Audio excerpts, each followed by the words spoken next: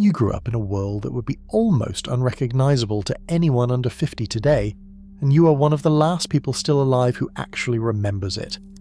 Doors that stayed unlocked, day and night. A playground of iron and scorching asphalt that would be shut down tomorrow as criminal negligence. A single television in the living room that showed you the future arriving, and then, a few short years later, showed you your heroes being buried, one after another after another. You were born into a demographic earthquake, 76 million strong, and you did not simply join American society, you completely overwhelmed it. But your story does not begin with that statistic. It begins with what that one specific decade quietly built inside you, a kind of steadiness that the modern world keeps trying and failing to understand. And almost no one has ever explained it to you properly. It starts with 12 million soldiers returning from the front lines of World War II. These were men and women who had looked into the abyss of global tyranny and refused to blink. When they stepped off those ships, they weren't just looking for a job, they were looking for a clean slate. Your parents weren't just building houses, they were building a sanctuary against a world that had already stolen so much from them.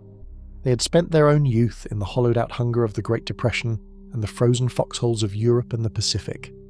Their childhoods had been hijacked by history, so when they came home, they were driven by a singular, fierce devotion. They were going to give you the childhood that was taken from them. Every consumer comfort, the hum of a new refrigerator, the flickering magic of a television set, the security of a neighborhood where the doors stayed unlocked, was a gift of love. They used the GI Bill as their blueprint, turning government paperwork into the most consequential social transformation in American history. Fresh-cut pine and wet concrete became a fortress, and you grew up inside those walls, breathing in something that couldn't be bought. The knowledge that you were protected, that you were wanted, that everything around you existed because someone had fought for your right to have it. This is where your story begins. No matter what was happening inside your house, there was always a world waiting for you outside. Think about the moment you stepped off your front porch. The screen door slammed behind you, and for the next 8 hours, you were a free citizen of the block. No itinerary, no check-ins, no tracking device in your pocket. You moved through your territory like you owned it, because in a very real sense you did. But while many people may reminisce about the freedom you had as a child, there is something else most people often forget. You were never truly alone. Picture Mrs. Henderson 3 doors down. She's sitting on her porch with a glass of iced tea in her hand and she's scanning the perimeter. She knows you, not in a friendly surface level kind of way. She knows everything. She knows your name. She knows your parents. And she knows the exact line between play and mischief. On this particular day, you're 10 years old, tearing down the sidewalk on your bike, and you decide to take a shortcut through old Mr. Patterson's flower bed. You look around and see no one, so you take the shortcut. Before you even make it halfway down the block. Boy, get back here this instant. Mrs. Henderson is already off her porch. She doesn't call your mother, she doesn't file a report, she handles it herself right there on the sidewalk. She tells you exactly what you did wrong, exactly why it matters, and exactly what's going to happen if she ever sees you pull a stunt like that again. Her voice carries the weight of absolute authority, and you listen. You listen because respecting your elders wasn't just a rule inside your own house. It was a universal law that held the whole world together. It didn't matter if the person correcting you was a relative, a neighbour, or a complete stranger. If they were older than you, they carried authority.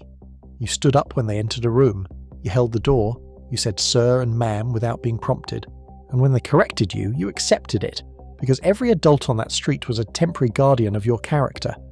The neighbourhood was a distributed network of accountability. Your parents didn't need to be everywhere because everyone was your parent. 100 eyes were always watching, to keep you safe, to keep you respectful of the peace that had been built for you. Your reputation followed you. You couldn't act one way at home and another way down the street. Your character was public property. You built it block by block, interaction by interaction, in full view of a community that expected you to measure up. And that knowledge didn't make you paranoid. It made you solid. It gave you a spine that didn't bend depending on who was in the room. While the neighbourhood kept you accountable, the playground didn't have any rules. The playground didn't even have safety regulations. It wasn't a primary coloured plastic landscape with rubber mats and rounded edges like we have today. It was iron, wood, and unyielding asphalt. A place where physics had consequences and nobody was going to save you from them. Imagine you're 7 years old standing at the peak of a 12-foot ladder. By today's standards, this was a site of criminal negligence. There were no guardrails, no harnesses, and no soft rubber flooring, just a slab of sun-baked asphalt and a sheet of scorching aluminum. The metal is so hot from the midday sun that you can see the heat shimmering off it. You know that as soon as your skin touches that slide, it's going to sting. But you didn't wait for someone to check the temperature. You sat down, you felt the burn, and you went anyway, because that's what you did. Then there was the merry-go-round. 1,000 pounds of steel bolted into concrete, designed to spin as fast as the biggest kid on the playground could push it. You'd grip those metal bars, plant your feet on the platform and hold on while some 6th grader decided to test the laws of physics.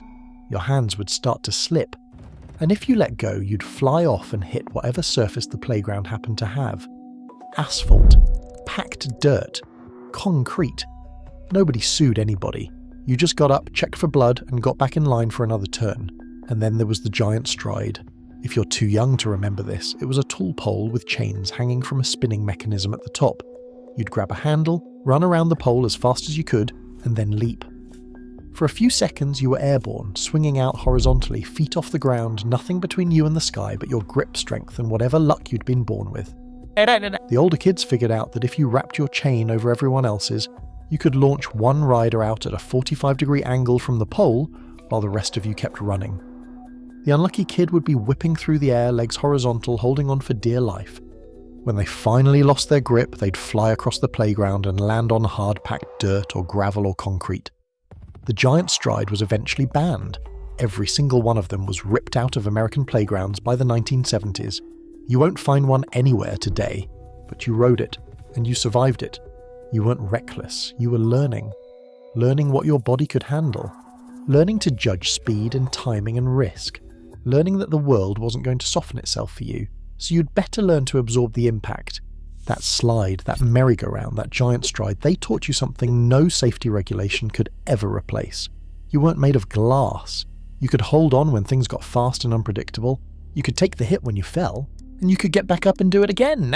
If the playground taught you that you weren't made of glass, the vacant lot taught you that you could make things with your hands.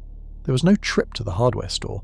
You scavenged discarded plywood from construction sites, warped 2x4s left out for the trash. Rusty nails you had to straighten against a rock before they drive into anything. You borrowed a hammer from your father's workbench without asking, because asking meant explaining, and that fort wasn't going to build itself. Nobody told you where to put the support beams. Nobody warned you that if you didn't overlap the roofing, the rain would pour straight through. You figured it out because you got it wrong first. Your first fort probably collapsed, but you didn't stop, you adjusted. Failure was the curriculum. By the time it was finished, it looked like something out of a fever dream. The walls didn't quite meet. The roof leaked. But it was yours. You had made it with your own hands. Inside that crooked little structure, you discovered something that's almost impossible to teach today. Things don't just exist, they get made.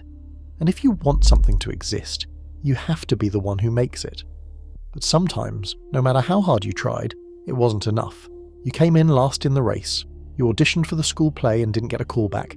You asked a girl to dance and she said no, right there in front of everyone. And here's what didn't happen. Nobody rushed in to fix your feelings. Your father didn't call the coach to complain. Your mother didn't demand that everyone get a ribbon. Nobody told you that you were a winner just for showing up. Nobody pretended the loss hadn't happened. You felt it. The full weight of disappointment. The flush of embarrassment. The long walk home replaying every mistake. You sat with that feeling because there was nowhere else to put it. And then something happened. The sun came up the next morning. Your friends still wanted to play with you. Life went on. You discovered something that no amount of protection could have taught you. You can survive disappointment. You can fail, completely and publicly, and still be okay. The world doesn't end when you lose. It just keeps going and you keep going with it. Your parents understood this. They'd lived through the Great Depression. They'd survived a world war. They knew that life wasn't going to hand you trophies for showing up. Better to learn young that you're strong enough to handle the truth. Failure wasn't a verdict, it was information. That quiet confidence you carry now didn't come from being told you were special. It came from being allowed to fail and discovering that failure wasn't the end of the story. But it wasn't just you who was changing. The whole world was shifting beneath your feet. You heard him before you saw him. Maybe it was 1954, maybe 1955.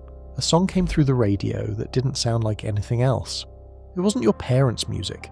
It wasn't the crooners or the big bands. It was something raw and electric, a voice that seemed to be breaking rules you didn't even know existed. His name was Elvis Presley, and the adults didn't like him one bit. You could hear it in the way they talked, the way your mother changed the station, the way your father shook his head like something dangerous had gotten loose in the world. Whatever this was, it wasn't approved of, and that made you pay closer attention. Then came 1956, and suddenly he was everywhere. Heartbreak Hotel hit #1. His face was on magazines, and then television. 60 million people watched Elvis Presley's first appearance on The Ed Sullivan Show. More than 80% of everyone watching television in America that night was watching the same thing you were watching. The screaming from the studio audience was so loud you could barely hear the music. Your parents sat there looking like the world had gone insane. But you were witnessing something you didn't have words for yet. It wasn't just the music, it was the way he moved. The hair, the curled lip. Everything about him felt like a door swinging open to somewhere your parents had never been and didn't want to go. Your parents thought this was rock bottom. They thought culture couldn't possibly sink any lower than Elvis Presley shaking his hips on national television. They were wrong. 8 years later, in February 1964, 4 young men from Liverpool appeared on that same Ed Sullivan Show stage. 73 million people tuned in, even more than Elvis, and this time the hair was longer, much longer. You remember your mother's first words? Look at that hair. You might have tried the defense that was circulating among kids your age, but they're wearing suits. It didn't help. Ed Sullivan himself looked terrified. He was supposed to be the authority figure, the host, the man in charge. But the screaming was so loud he couldn't control his own show. At one point he raised his hands and yelled, "Quiet, you promised!" like a substitute teacher who'd lost the classroom. The poor magician who had to follow them, a man named Fred Capps, fumbled nervously through his act, muttering, "I should have rehearsed this." It was the most pitiful performance in television history. But it wasn't his fault. Nobody could follow the Beatles that night. Nobody could follow what was happening to the entire country. Here's what you understood. Watching your parents go through this twice in less than a decade, the world was changing fast, and it would keep changing whether they liked it or not. Some people fear that kind of disruption. They dig in. They hold tight to the old ways. But you'd already watched the old ways get swept aside twice before you finished high school. Change didn't frighten you. You'd met it early. First it had sideburns and a sneer, then it had a mop top and a Liverpool accent, and you were just getting started. But not every change came with a drum beat and a screaming crowd. Some changes came with a siren. The alarm sounds, a long steady tone you know too well. You're sitting at your wooden desk, the one bolted to the floor, the one scarred with the initials of students who came before you. Mrs. Crawford's voice cuts through the noise, calm and practiced. Under your desks, now. You would have done this dozens of times. It was called duck and cover. You crawl beneath the wooden frame, curl into a ball and lace your fingers behind your neck. Around you, 25 other children do the same. The room goes quiet except for the hum of the fluorescent lights and the occasional shuffle of a shoe. You don't fully understand what nuclear war means, but you understand enough. You know that somewhere out there bombs exist that could end everything. That the desk above you, the same desk where you practice long division and memorize state capitals, probably wouldn't save you from anything real.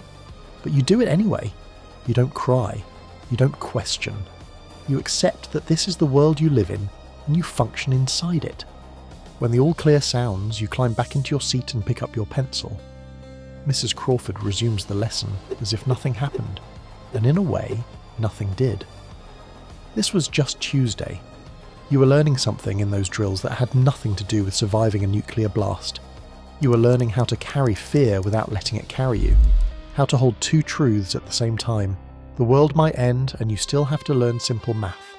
Most people today will never understand what it felt like to grow up with that weight in the background. The way existential threat sat behind every birthday party, every family vacation, every quiet afternoon in the backyard. You carried the uncertainty of the world before you learned to drive. And yet you didn't become anxious or paralyzed. You became something else. You understood that safety was never guaranteed, and that the best response to uncertainty wasn't fear, it was action. You couldn't stop the bombs, so you didn't let them stop you. And then one October, the drill stopped being practice. October 1962. You remember exactly where you were.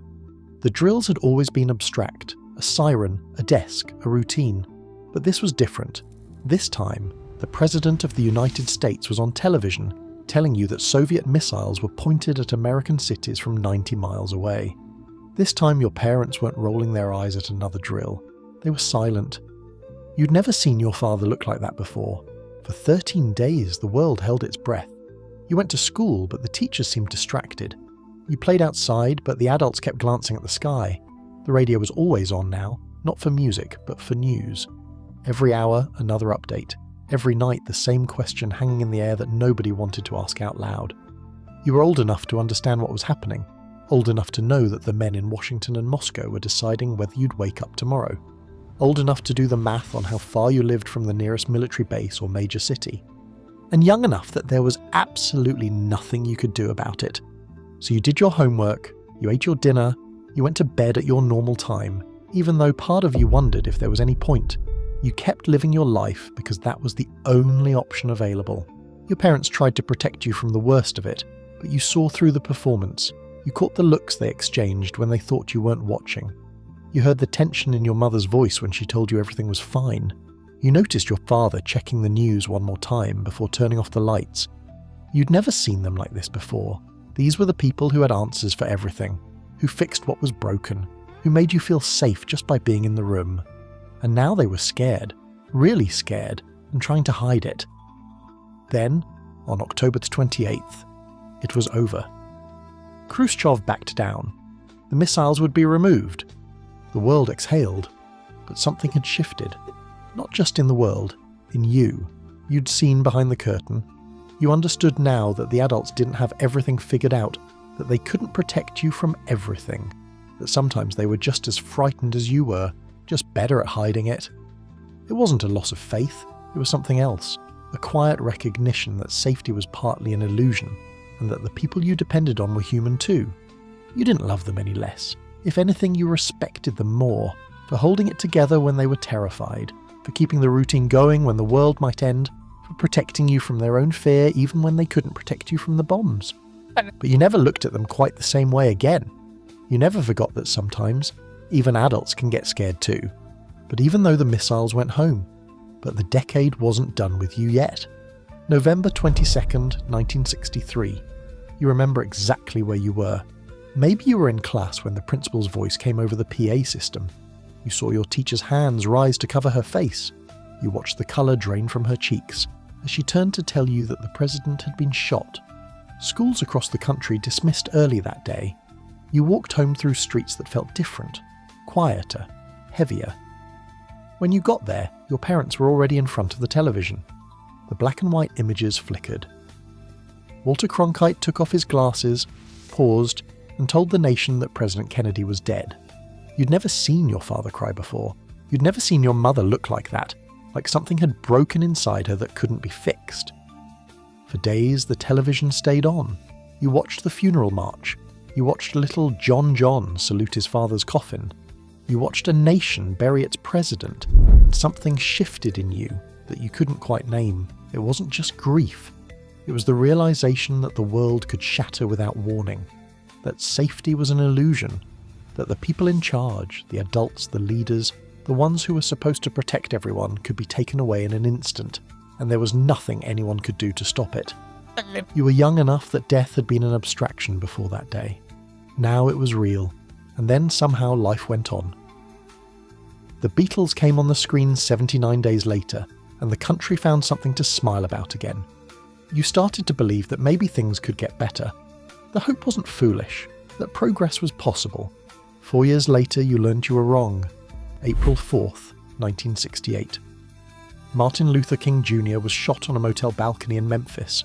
The apostle of non-violence, the man who had stood on the steps of the Lincoln Memorial and told the world about his dream, was gone. This time, the country didn't just grieve, it burned. Over the next few days, riots erupted in more than 100 cities. Washington, D.C. went up in flames. Chicago, Baltimore, buildings burned. Soldiers patrolled American streets. 40 people died. Thousands were arrested. The smoke hung over cities for days. You watched it on television. The same television that had shown you Kennedy's funeral. The same television that had introduced you to Elvis and the Beatles. Now it was showing you your country tearing itself apart.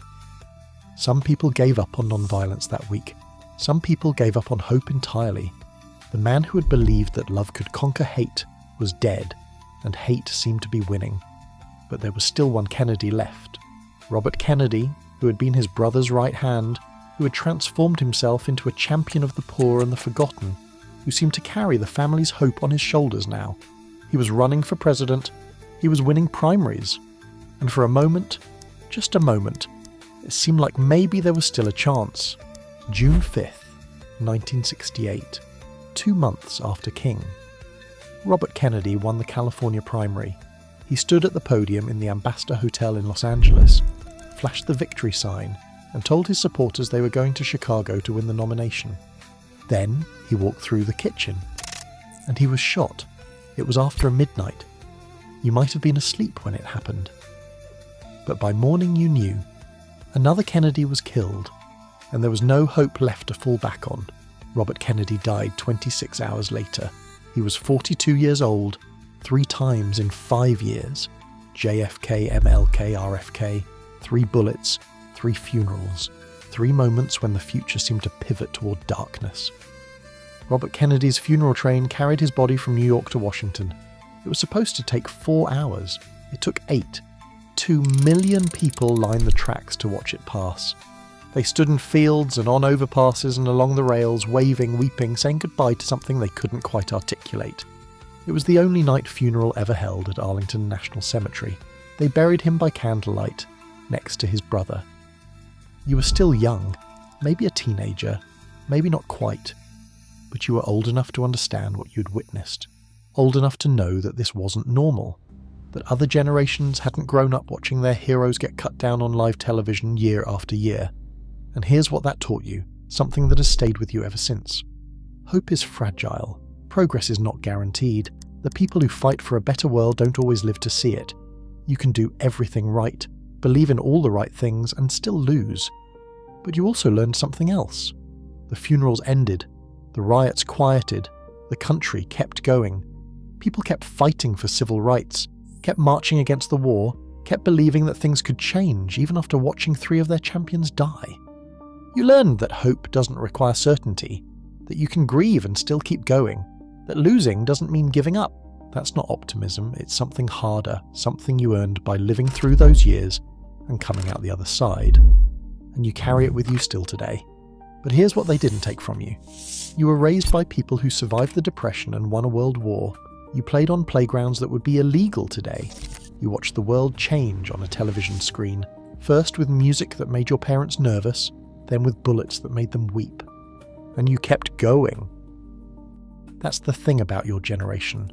You learned early that the world wasn't going to protect you, that hope could be stolen, that the adults didn't have all the answers, that safety was something you built, not something you were owed. So you built it. With your own hands, the way you built those forts.